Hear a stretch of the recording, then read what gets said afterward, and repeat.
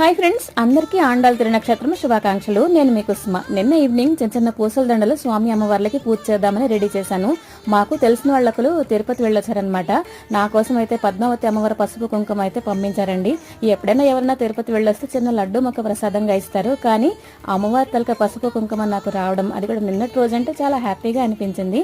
ఇదిగో ఈ రోజు అయితే మార్నింగ్ పూజ చేశాను. అలాగే స్వామి అమ్మవార్లకి పసుపు కుంకుమ, జాజి పువ్వులు, తులసి దళాలు ఇవన్నీతోటి పూజ అయితే చేశానండి. అమ్మవారు అయితే తులసి దళాలు ఫస్ట్ స్వామివారికి అలంకరించబోయే తులసి దళాలు, తులసి మాలలు ఫస్ట్ ఆవిడ అలంకరించుకొని ఆ తర్వాత స్వామివారికి సమర్పించదనమాట. రంగనాథ స్వామికి సొంతం చేసుకుందండి చాలా భక్తితోటి. అలాగే ఆండాల తల్లి తిరుప్పావి అనే వ్రతం కూడా ఆచరించి స్వామివారికి సొంతం చేసుకుంది. కాబట్టి ఈ రోజు అలాగే తిరుప్పావి కూడా మనం చేసుకుంటే పెళ్లికాని అమ్మాయిలు చేసుకున్న, పెళ్ళైన వాళ్ళు చేసుకున్న లైఫ్ చాలా బాగుంటుందండి. సో ఇదిగోండి, ఫస్ట్ అయితే పళ్ళు, కొబ్బరికాయ ఇవన్నీ కూడా నైవేద్యం సమర్పించి లాస్ట్లో చక్కెర పొంగల్ కూడా చేశానన్నమాట.